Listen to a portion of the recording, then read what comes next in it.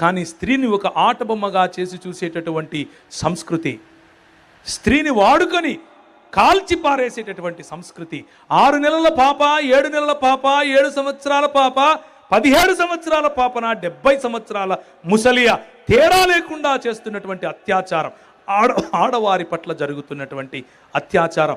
మొట్టమొదటి గలం ఎవరిది లేవాలి? మొట్టమొదటిగా ఈ వాక్యం ప్రకారం ఎవరు మాట్లాడాలి? నువ్వు నేను కాదా? ప్రపంచంలో ఉన్న ప్రతి దేశం మాట్లాడుతోంది, దేశంలో ఉన్న ప్రతి సంఘం మాట్లాడుతోంది, క్రైస్తవ సంఘం తప్ప.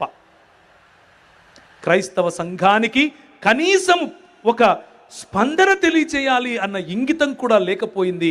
మనం కేకులు ఒకరి నోట్లో ఒకరు కుక్కుకొని క్రిస్మస్ చెప్పుకుందాం సరిపోతుంది అని అనుకుంటున్నాం.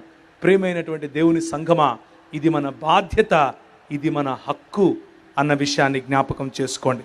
దేవుని వాక్యం చెప్తున్నాడు, లెమ్ము